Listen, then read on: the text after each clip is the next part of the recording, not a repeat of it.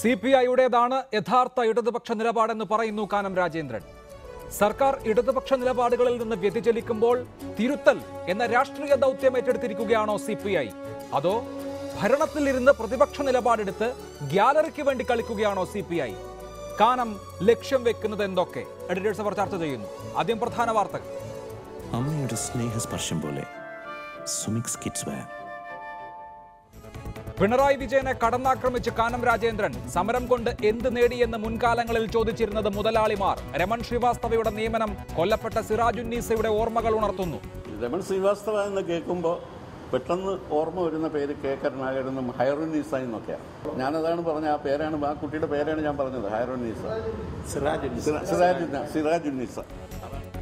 സിപിഐയുടേത് യഥാർത്ഥ ഇടതുപക്ഷ നിലപാടെന്നും കാനം ഡിജിപിയെ കയറൂരി വിട്ടിരിക്കുന്നുവെന്ന് എക്സിക്യൂട്ടീവിൽ വിമർശനം. മൂന്നാർ ഒഴിപ്പിക്കൽ സിപിഐഎം യുദ്ധമായി മാറുന്നു. സബ് കളക്ടർ ശ്രീറാം വെങ്കട്ടരാമനെ അഭിനന്ദിച്ചു റവന്യൂ മന്ത്രി. പോലീസുകാർക്കെതിരെ നടപടി ആവശ്യപ്പെടും. സബ് കളക്ടർ ജനങ്ങളെ വിഡ്ഢികളാക്കുന്നുവെന്ന് എസ് രാജേന്ദ്രൻ MLA. MM മണി അഭിപ്രായങ്ങൾ ക്യാബിനറ്റിൽ പറയണമെന്ന് സിപിഐ. നിയമസഭാ ഉപതെരഞ്ഞെടുപ്പുകളിൽ BJPക്കും കോൺഗ്രസിനും നേട്ടം. ദില്ലിയിൽ ആം ആദ്മി പാർട്ടിക്ക് കെട്ടിവെച്ച കാശുപോയി. കർണാടകയിൽ 2 സീറ്റിലും കോൺഗ്രസിന് തകർപ്പൻ ജയം. ബംഗാളിൽ സിപിഐഎം BJPക്കും പിന്നിൽ ദയനീയമായി 3-ാം സ്ഥാനത്ത്. കൊല്ലം കുന്നിക്കോട് ബസ്സും ആംബുലൻസും കൂട്ടിയിടിച്ച് 4 പേർ മരിച്ചു. മരിച്ചവരിൽ ആംബുലൻസ് ഡ്രൈവറും. നന്ദൻകോട് കൂട്ടക്കൊലയ്ക്ക് കാരണം പിതാവിന്റെ സ്വഭാവ ദൂഷ്യമാണെന്ന് പ്രതി കേതൽ ജിൻസൺ രാജ. മുൻപും പിതാവിനെ കൊല്ലാൻ ശ്രമിച്ചു. കൊലാസൂത്രണം ചെയ്തത് ഇന്റർനെറ്റ് ദൃശ്യങ്ങൾ കണ്ട്.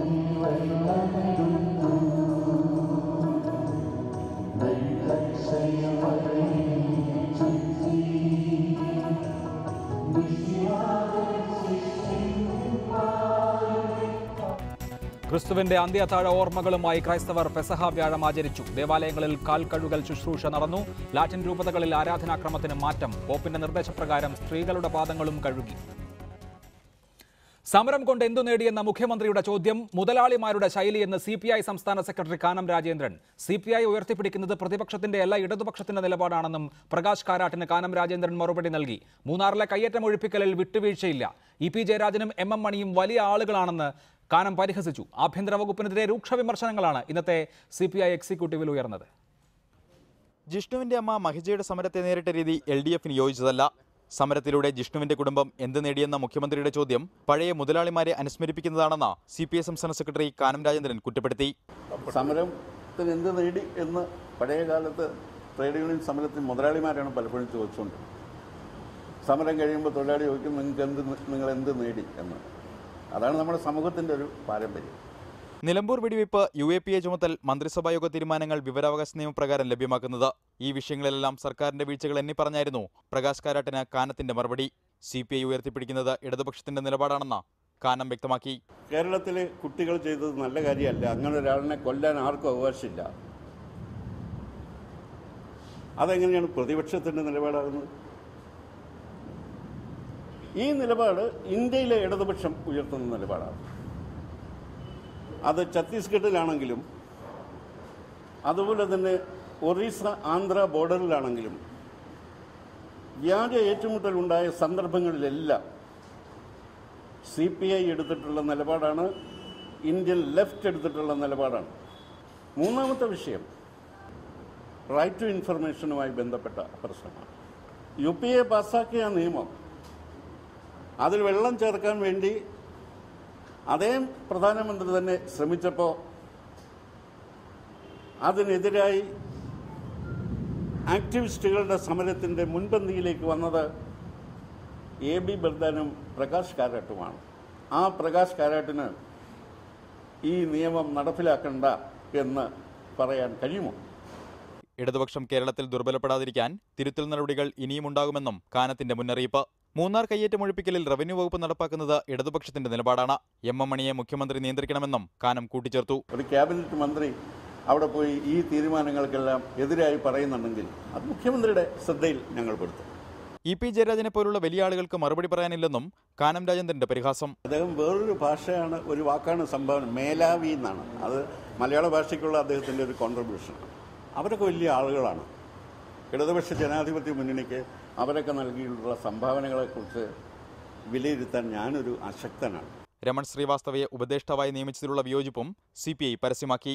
രമൺ ശ്രീവാസ്തവ എന്ന് കേൾക്കുമ്പോൾ പെട്ടെന്ന് ഓർമ്മ വരുന്ന പേര് കെ കരുണാകരനും ഹൈറുന്നീസ എന്നൊക്കെയാണ്. അദ്ദേഹത്തിന് ആരാണ് ഉപദേശിക്കേണ്ടത് തീരുമാനിക്കാനുള്ള സ്വാതന്ത്ര്യം അദ്ദേഹത്തിനുണ്ട്. ഞാനതാണ് പറഞ്ഞ ആ പേരാണ്, ആ കുട്ടിയുടെ പേരാണ് ഞാൻ പറഞ്ഞത്, ഹൈറുന്നീസ, സിറാജുന്നീസ. അതിനിടെ ആഭ്യന്തര വകുപ്പിനെതിരെ രൂക്ഷമായ വിമർശനങ്ങളാണ് CPI എക്സിക്യൂട്ടീവിൽ ഉയർന്നത്. കേരളത്തിൽ പോലീസ് രാജാണോ എന്ന് സംശയിക്കേണ്ട സാഹചര്യമാണെന്നും DGPയെ മുഖ്യമന്ത്രി കയറൂരി വിട്ടിരിക്കുകയാണെന്നും എക്സിക്യൂട്ടീവിൽ ആക്ഷേപമുയർന്നു. പോലീസ് നടപ്പാക്കേണ്ടത് ഇടതുമുന്നണിയുടെ നയമാണ്. DGPയുടെ പ്രവർത്തനങ്ങളിൽ അതൃപ്തിയും എക്സിക്യൂട്ടീവ് രേഖപ്പെടുത്തി. മൂന്നാർ കയ്യേറ്റമൊഴിപ്പിക്കലിൽ റവന്യൂ മന്ത്രിക്ക് പൂർണ്ണ പിന്തുണ നൽകാനും CPI സംസ്ഥാന എക്സിക്യൂട്ടീവ് തീരുമാനിച്ചു. റിപ്പോർട്ടർ, തിരുവനന്തപുരം. ഈ വിഷയത്തിൽ advocate Jaishankar, Shri MV Govindan master, Shri A Sajeevan, Shri NM Pearson തുടങ്ങിയവരാണ് ചർച്ചയിൽ പങ്കെടുക്കുന്നത്. ആദ്യം അഡ്വക്കേറ്റ് ജയശങ്കർ, CPI ഇപ്പോൾ ചെയ്യുന്ന ഈ കാര്യത്തിന്റെ ലക്ഷ്യം എന്താണ്? കേരളം നമുക്കറിയാം, നിലവിലിരിക്കുന്ന സർക്കാരുകൾ നിരന്തരമായി വിമർശിക്കപ്പെടുകയും വിചാരണ ചെയ്യപ്പെടുകയും ചെയ്യുന്ന സംസ്ഥാനമാണ് ഇവിടെ. അപ്പോൾ സർക്കാരിലേക്ക് വരുന്ന കല്ലേറുകൾ ഞങ്ങൾക്ക് വേണ്ട എന്നുള്ളതാണോ CPIയുടെ ലൈൻ? ഇതൊന്നും ഞങ്ങൾ ഓൺ ചെയ്യുന്നില്ല, ഈ വിമർശനമൊന്നും ഞങ്ങൾക്ക് കേൾക്കാൻ പറ്റില്ല എന്നുള്ള ഗ്യാലറിക്ക് വേണ്ടിയുള്ള കളിയാണോ ഇത്? അല്ല, അങ്ങനെയല്ല. ഈ സർക്കാരിനെ ഇതുപോലെ ഈ കയറൂരി വിടുന്നതിനോട് പൊതുവെ ആളുകൾക്ക് എതിർപ്പുണ്ട്. ഇത് CPIയുടെ മാത്രം അഭിപ്രായമല്ല, CPM-നകത്ത് തന്നെ ഈ അഭിപ്രായമുള്ള ധാരാളം ആളുകളുണ്ട്. ഇപ്പം മഹിജയുടെ സമരത്തെ നേരിട്ടതൊരു ശരിയായ രീതിയിലാണെന്ന് അഭിലാഷിന് അഭിപ്രായമുണ്ടോ? ഇല്ല, എനിക്ക് അഭിപ്രായമില്ല. പിയേഴ്സിനും അഭിപ്രായം ഉണ്ടാകാൻ സാധ്യതയില്ല. ഗോവിന്ദൻ മാഷോട് ചോദിക്കും, അദ്ദേഹത്തിന് ആത്മാർത്ഥമായിട്ട് അഭിപ്രായം ഉണ്ടാകാൻ സാധ്യതയില്ല. സഖാവ് MA ബേബി ചെറിയ ആളല്ലല്ലോ, അദ്ദേഹം പോളിറ്റ് ബ്യൂറോ അംഗമല്ലേ. പോളിറ്റ് ബ്യൂറോ എന്ന് പറഞ്ഞ പരമാധികാര സമിതിയല്ലേ CPM-ൻ്റെ. അദ്ദേഹം അന്ന് രാത്രി 12 മണി വരെ ഉറങ്ങാതിരുന്ന് ഇട്ട പോസ്റ്റ് നിങ്ങൾ വായിച്ചില്ലേ? പിന്നീട് അദ്ദേഹം അത് തിരുത്തി പറഞ്ഞു. പക്ഷേ അദ്ദേഹം പറഞ്ഞ അഭിപ്രായം ഒറ്റപ്പെട്ട അഭിപ്രായമല്ല. ഈ അഭിപ്രായം പറയുന്ന ഒരുപാട് ആളുകളെ എനിക്കറിയാം. ധാരാളം ആളുകളുണ്ട് കേരളത്തിൽ, അങ്ങോളം ഇങ്ങോളം. ഇവർ CPM-കാരാണ്, BJP-കാരല്ല, മുസ്ലിം ലീഗുകാരല്ല, കോൺഗ്രസ്സുകാരല്ല. ഒരു മകനെ നഷ്ടപ്പെട്ട അമ്മ തിരുവനന്തപുരത്ത് ഒരു പ്രതിഷേധത്തിന് വരുമ്പോൾ അവരെ നേരിട്ട രീതി, അവരെ തള്ളി താഴ്ത്തിടുന്നു, വയറ്റത്ത് ചവിട്ടുന്നു.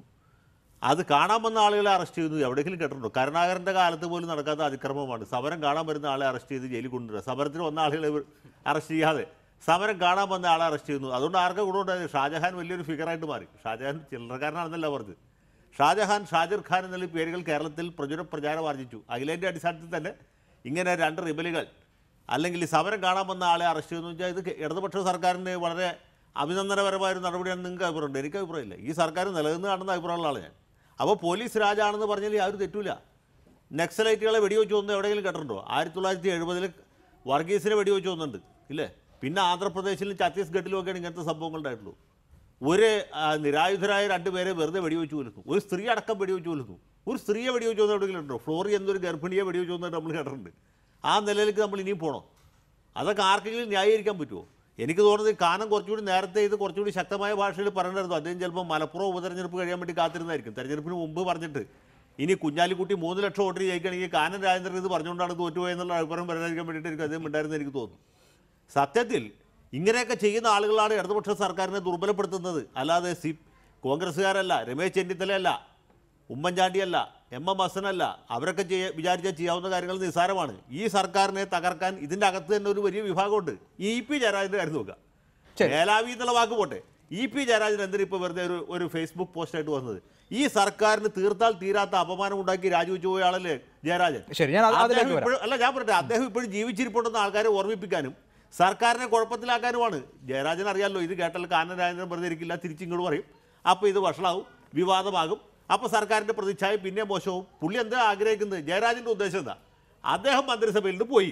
ഇനി പിണറായി വിജയനും നാറണം, സർക്കാർ നാറണം. ഈ സർക്കാർ ആവുന്നിടത്തോളം ഒരു ദിവസം നേരത്തെ പോകണം എന്ന ആഗ്രഹത്തോടെ. അതാണ് അക്കാര്യത്തിൽ താങ്കളുടെ വിമർശനം. തുടരുക ശ്രീ A സജീവൻ. ഇപ്പോൾ CPI ഇങ്ങനെ ഒരു നിലപാട് നിവർത്തിയില്ലാതെ പറയുന്നതാണോ?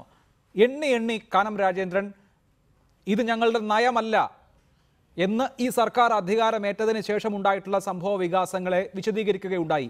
ഇതല്ല ഇത്തരം വിഷയങ്ങളിൽ ഇന്ത്യൻ ലെഫ്റ്റിൻ്റെ നിലപാട്. ഞങ്ങൾ യഥാർത്ഥ ലെഫ്റ്റിനെ പ്രതിനിധീകരിച്ച് യഥാർത്ഥ ലെഫ്റ്റ് പറയുന്നതാണ് നിലപാടായി എടുക്കുന്നത് എന്ന് പറയുമ്പോൾ സർക്കാരിൻ്റെ പല കാര്യങ്ങളെയും, സർക്കാർ ചെയ്ത പല കാര്യങ്ങളെയും, സർക്കാർ സ്വീകരിച്ച പല കാര്യങ്ങളെയും ഉപേക്ഷിക്കുന്നുണ്ട്. അതിൻ്റെ പിതൃത്വം ഏറ്റെടുക്കാൻ ഞങ്ങളില്ല എന്ന് പ്രഖ്യാപിക്കുന്നുണ്ട്. അത് CPIക്ക് പറയേണ്ടി വന്നതാണോ?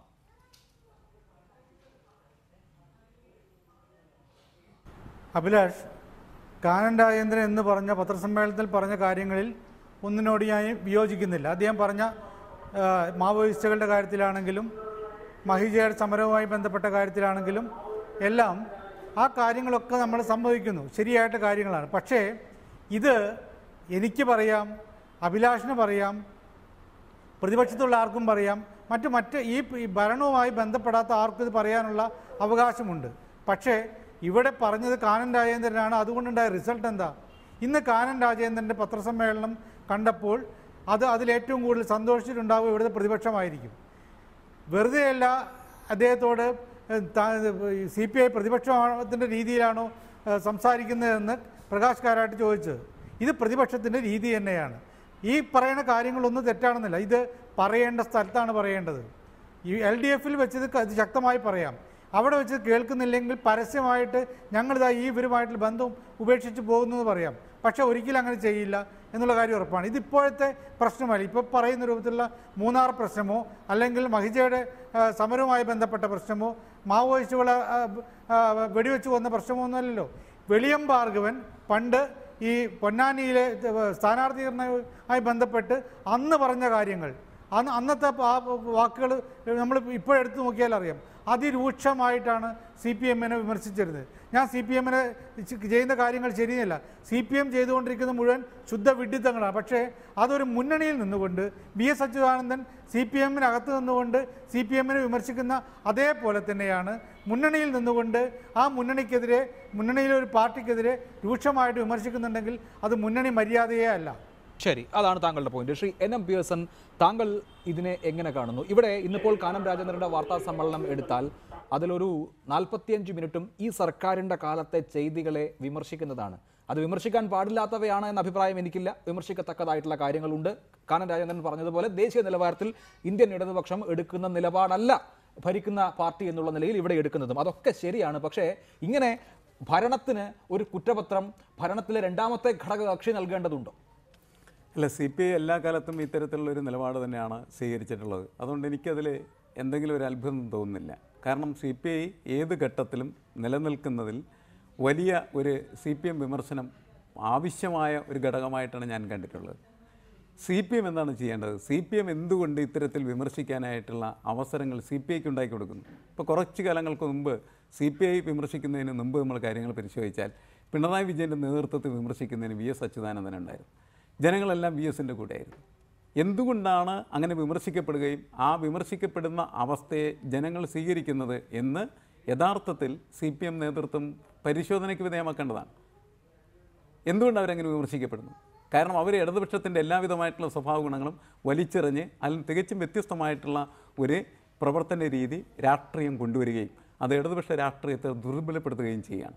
അങ്ങനെ ദുർബലപ്പെടുത്തുന്നു എന്നുള്ളത് രാഷ്ട്രീയമായിട്ടുള്ള വലിയൊരു വിമർശനമാണ്. ആ വിമർശനത്തെ ഇതുവരെയും CPM രാഷ്ട്രീയമായിട്ട് നേരിട്ടിട്ടില്ല എന്നാണ് എനിക്ക് തോന്നുന്നത്. VS ഉയർത്തിയതായിട്ടുള്ള വിമർശനങ്ങളായാലും ഇപ്പോൾ കാനം ഉയർത്തുന്നതായിട്ടുള്ള വിമർശനമായാലും അതിനെ രാഷ്ട്രീയമായിട്ട് അഭിസംബോധന ചെയ്യാനായിട്ടുള്ള ശേഷിയാണ്. മര്യാദയുടെ പ്രശ്നം വേറെയാണ്. മര്യാദയുടെ പ്രശ്നം സംസാരിച്ചിട്ട് എന്താ കാര്യം? രാഷ്ട്രീയം സംസാരിക്കുമ്പോൾ സ്വാഭാവികമായിട്ടും അതിൽ രാഷ്ട്രീയമുണ്ടോ എന്ന് പരിശോധിക്കുകയും ആ രാഷ്ട്രീയത്തിന് മറുപടി കൊടുക്കുകയും ചെയ്യുന്നത്. ഇടതുപക്ഷത്തിൻ്റെ രാഷ്ട്രീയത്തെ കൈവിട്ടുകൊണ്ട് ഇവിടെ ഈ സർക്കാരും ഈ പാർട്ടിയും മുന്നോട്ട് പോയി കഴിഞ്ഞാൽ നമുക്ക് ഉടനെ തന്നെ ബംഗാളിനെ പോലുള്ളതായിട്ടുള്ള വാർത്ത കേരളത്തിൽ നിന്നും കേൾക്കേണ്ടതായിട്ടുള്ള ഗതികേട് വരും. ഒരു തർക്കമില്ലാത്തൊരു കാര്യം. അതാണ് പ്രശ്നം. ആ പ്രശ്നത്തിലേക്ക് എന്തുകൊണ്ടാണ് ഇവരാരും വരാത്തത്? മര്യാദയും മറ്റു കാര്യങ്ങളൊക്കെ ശരിയാണ്. മര്യാദ പറഞ്ഞിരിക്കലല്ല രാഷ്ട്രീയം എന്ന് പറയുന്നത്. രാഷ്ട്രീയത്തെ അഭിസംബോധന ചെയ്യാന്നുള്ളതാണ്. അതിൽ CPM വല്ലാത്ത തരത്തിൽ പാളിച്ചകളിലേക്ക് നീങ്ങുന്നു. എപ്പോഴും പാളിച്ചകൾ തന്നെ ചുമക്കുന്നു. ആ ഗതികേട് വല്ലാത്ത രീതിയിൽ ചൂഷണം ചെയ്യാൻ CPI ശ്രമിക്കുന്നുണ്ടെങ്കിൽ അതിലവരെ കുറ്റം പറഞ്ഞിട്ട് എന്താ കാര്യം?